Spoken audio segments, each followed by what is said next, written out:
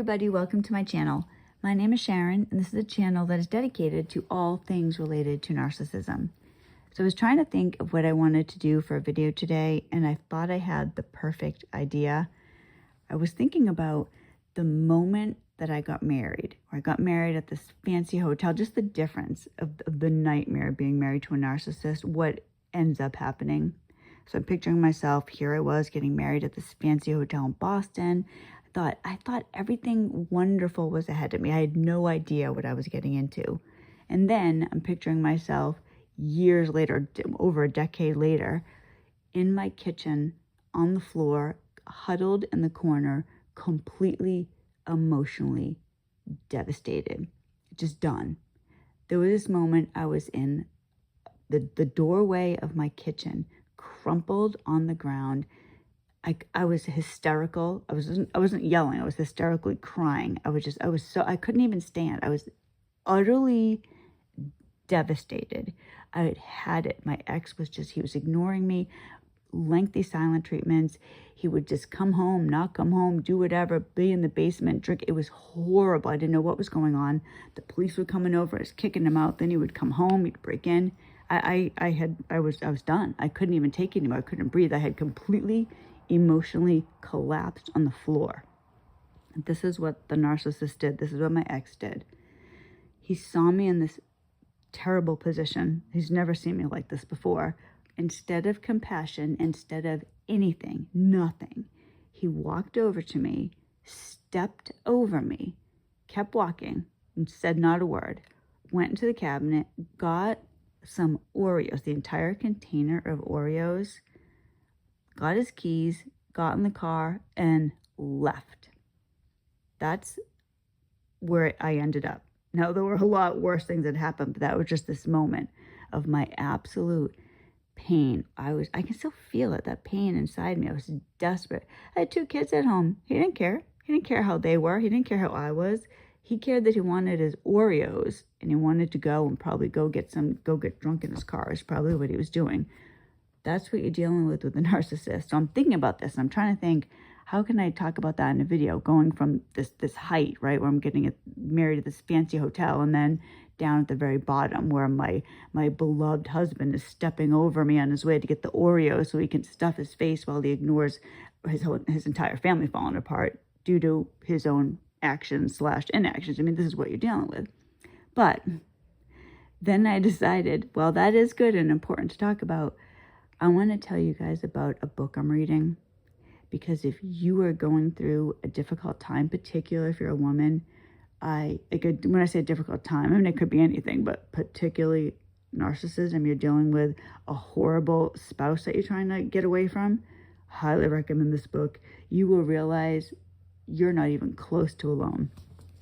It's this book called The Kennedys and the Women They Destroyed by Maureen Callahan. You know, I grew up in Massachusetts, so everything was all Kennedy all the time. Actually, my ex actually has a story about Ted Kennedy, I can tell you. He was once working at a golf course. This is just a little side story before I tell you about the book. So my ex was once working at this miniature golf course on the Cape, and Ted Kennedy showed up with his family, and it was early in the morning, so my ex was doing, I don't know, landscaping or something. And so Ted Kennedy comes out with his family, and he said he wanted to play mini golf.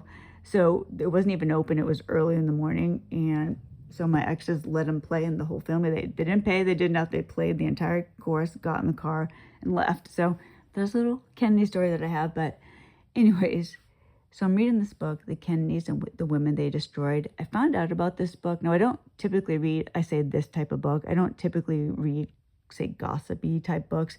I don't know if this is really gossipy. I believe it seems incredibly factual, but it isn't the type of book I usually read. But I happened to see this interview with the woman who wrote the book, and she was speaking about Carolyn Bessette Kennedy. So I don't know if you remember who she is. For those of you outside of the Massachusetts zone, she was married to JFK Jr. So the president JFK, it was his son's wife, so it would have been the president's daughter-in-law. And they died in a plane crash in 1999 off the coast of, I think it was off the coast of Nantucket, but near the Cape. And I remember when this happened because this was huge news. I'm sure many of you do as well. Now, I always admired Carolyn Bessette Kennedy. There was something about her. There was something about her look. I thought she was very pretty and elegant, and it was what I would have wanted to be, how I would like to be, right? I would want to be understated, and I would, there was something about her. There was something special about her, and I liked it. So when I heard this woman say that she believed that the plane crash was actually done intentionally, that JFK intentionally crashed this plane, this was shocking news. What? That's crazy. Are you serious? I mean, it was just shocking to me. So I had to buy the book. So I bought the book and I started reading it. And after a little while, I could not put this book down. You guys, story after story after story after story. It is unbelievable horror. Just terrible what these women have been through. And I'm not even done yet. It's crazy. But I'm going to tell you something. It made me realize something. I feel like there's this something inside of me, this new thing coming out. You hear so many times how the court system is in favor of the women, how it's so unfair to men. I don't doubt that there's some truth to that, but I'm going to tell you that's not all the way true. The court system is not biased towards women. It's biased maybe for custody, but when it comes to finances and things like that, not even close. The court doesn't care at all. The court thinks that it's just fine to have two separate families and everything should just be fine. It's just 50-50 and that's all they do. That's all they care about. They don't care about the women. They don't care about the children, and that's the truth. And reading this book, I'm reading it and it's like story after story after story. I'm like, my gosh, there really does seem to be, there's an unfairness to everything related to getting divorced when you're a woman. It really does. If you're with someone, and this was my situation, you're with someone with money, especially, you're going to get screwed. And it's something to be aware of. And I feel like I need to say more about this because so many people, there's a quote in the book by Carolyn Bessette Kennedy, and just how many of us can relate to this? She was married to JFK Jr., right? So you'd think she'd be set for life.